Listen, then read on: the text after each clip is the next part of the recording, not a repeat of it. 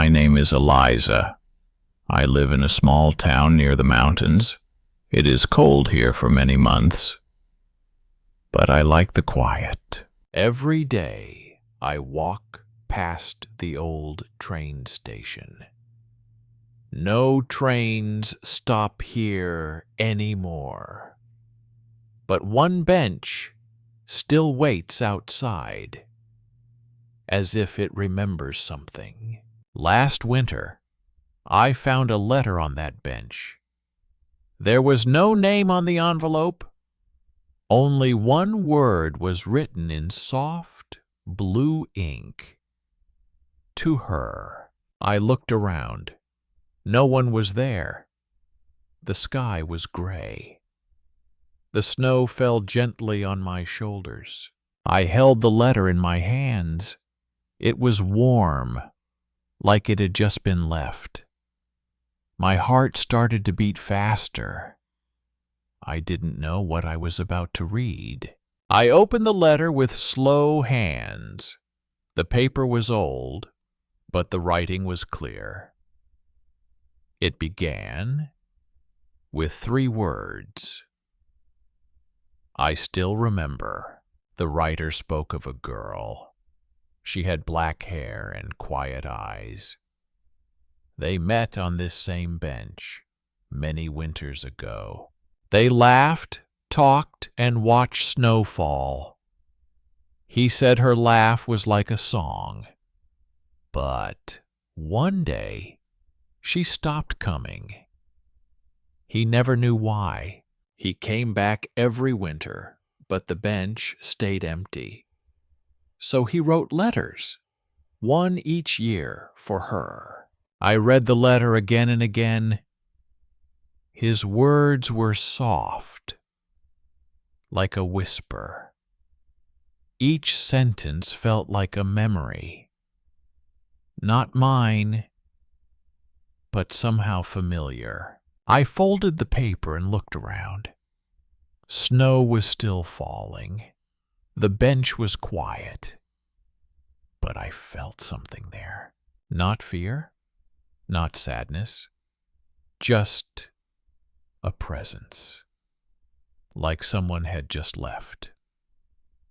Or maybe was still near. That night I could not sleep. I thought of the letter. Who was the girl in the story? And why did he still wait? The next morning I walked to the train station again. The sky was still gray. The snow was still falling. And the bench was still there. I didn't expect anything new. But there it was, another letter. Same paper, same soft blue ink. This one said, "If you find this, I hope you remember me." My heart jumped. Was this meant for me? But I didn't know him. I was sure.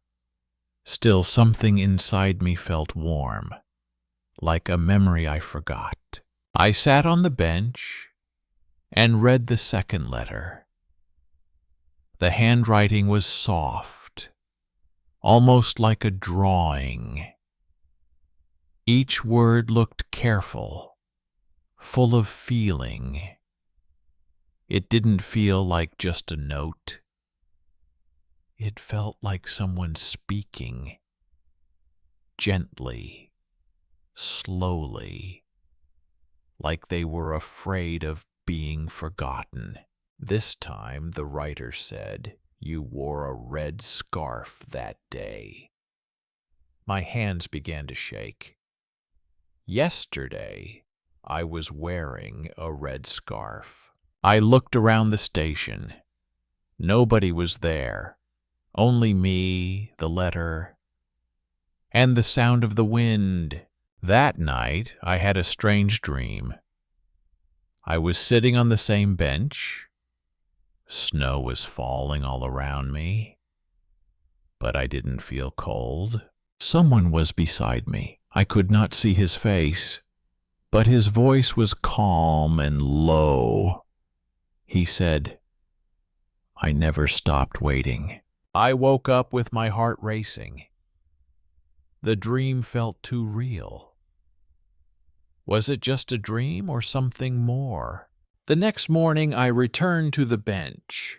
There was a third letter. This time it said, "I saw you in my dream last night." I held the third letter in my hands. The snow was falling slower that day. The wind was soft, like a breath. I read the letter word by word. It said, "Eliza, do you remember the piano?" I froze. He knew my name. And the piano. Yes, I once played piano as a child. But I never told anyone here. How did he know? I looked around again. The bench was still. No footsteps in the snow. Only mine. And one more set, already fading. That afternoon I walked into the town library. It was quiet, like always. The air smelled like old paper and snow. I asked the librarian, "Was there ever a music school here?" She looked surprised. "Yes," she said, "but it closed many years ago." "Where was it?" I asked. She pointed toward the hill near the forest. I walked there slowly. The path was covered in ice. At the top, I saw an old building, broken windows, a locked door. Silence. But inside, behind the wall, I heard something soft, a piano, one single note, and then nothing. I walked closer to the broken building. The wind was quiet. The sky turned light blue, but everything still felt gray. I found a side window, covered in dust and spider webs. I cleaned it with my sleeve and looked inside. There it was, a small piano sitting in the corner, old, silent, but still waiting, like the bench. Then I saw something else.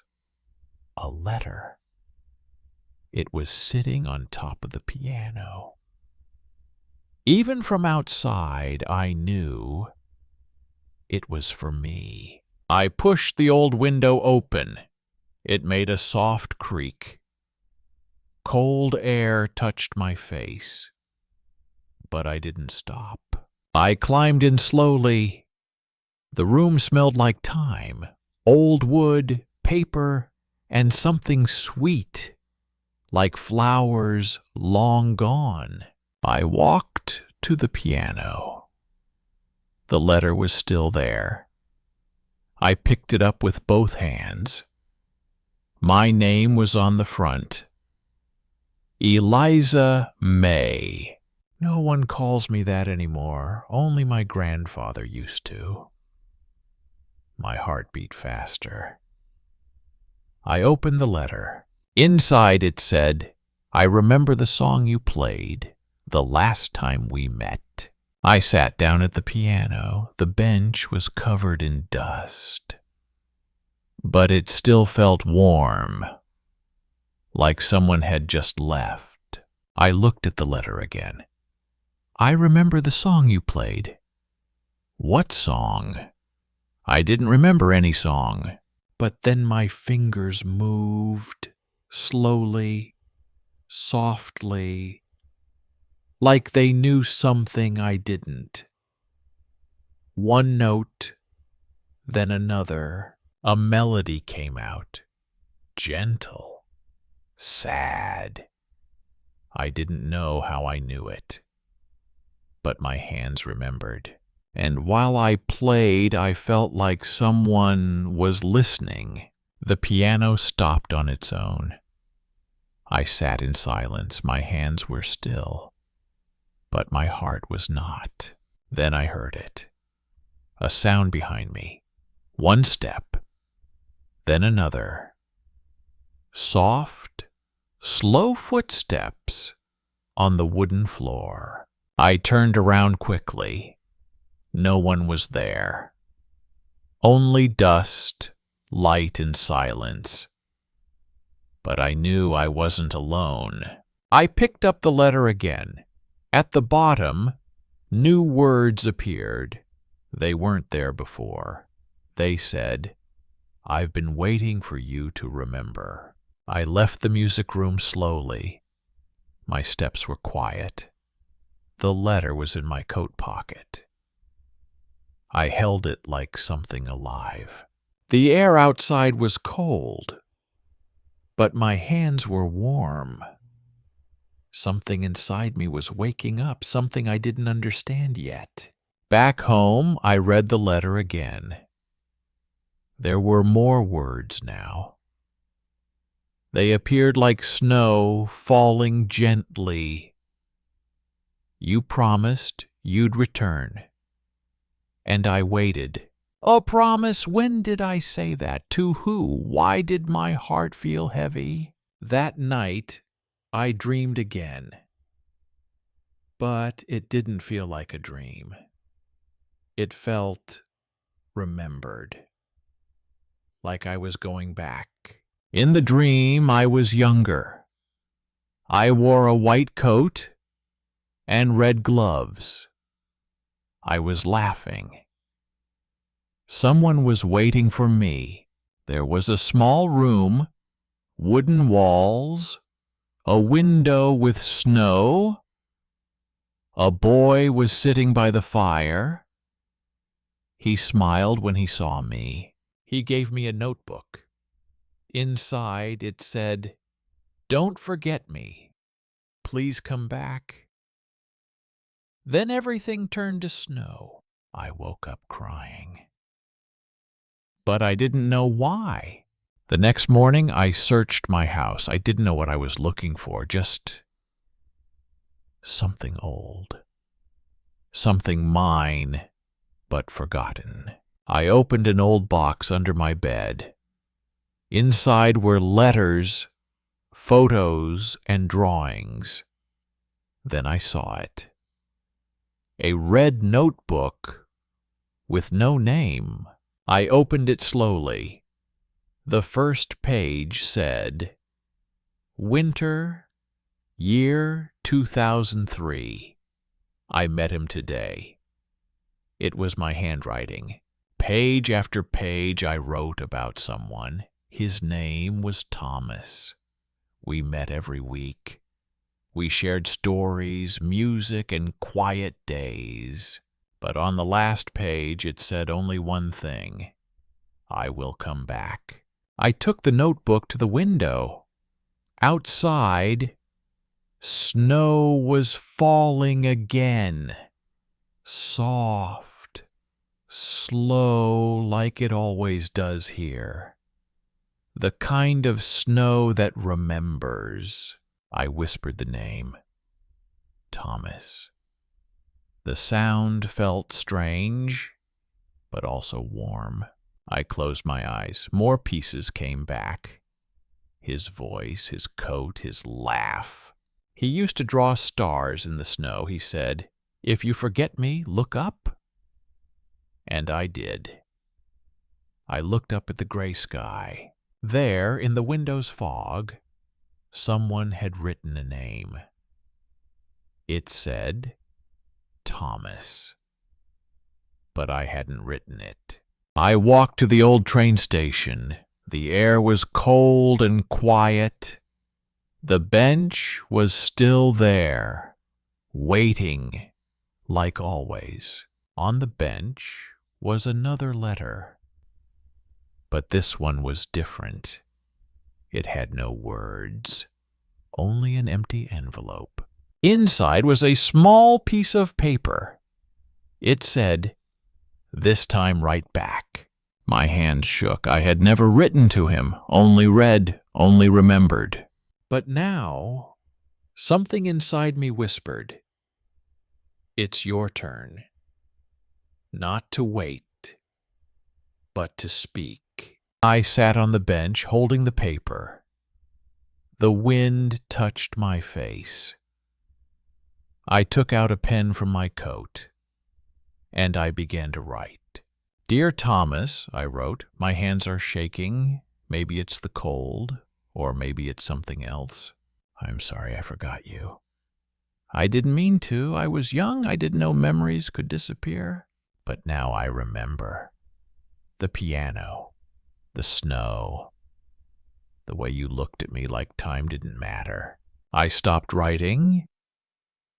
The pen felt heavy, but my heart felt lighter. I finished the letter.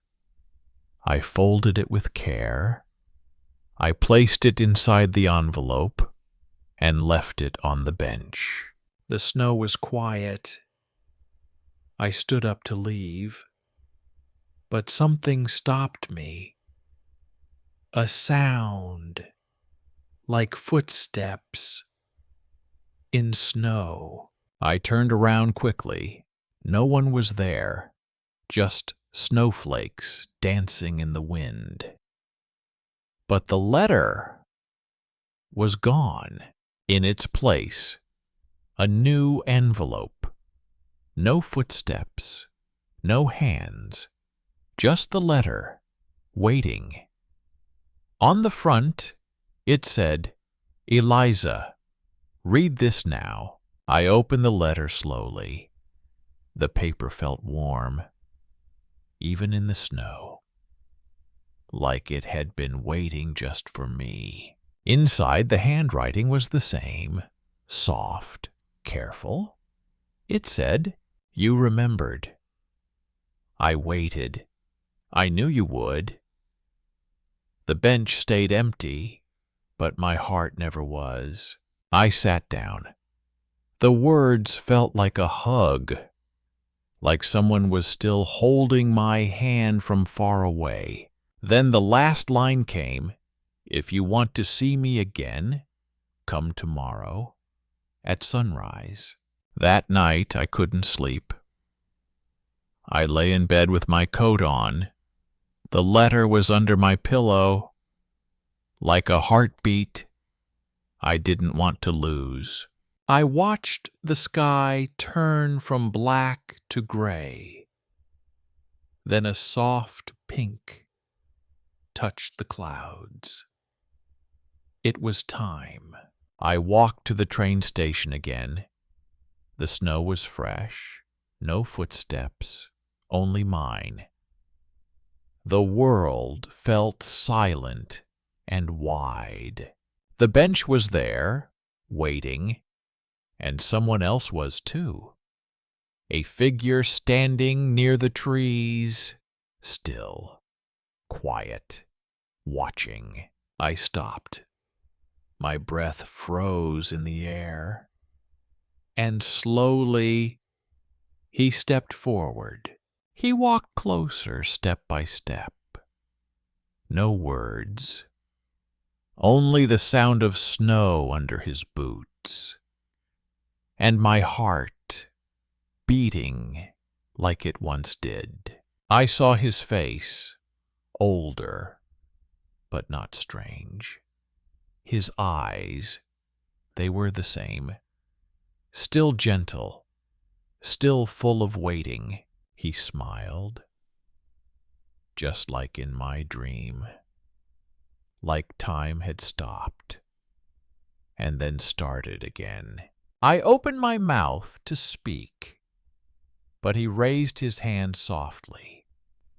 "I know," he said. "That's enough." We stood there.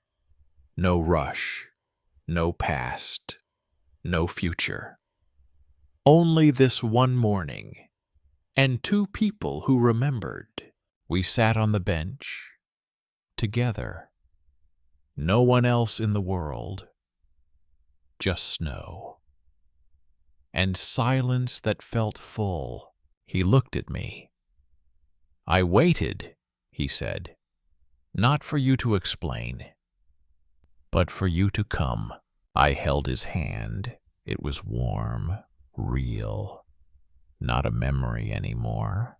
"I don't know what comes next," I whispered. "I'm scared." He nodded.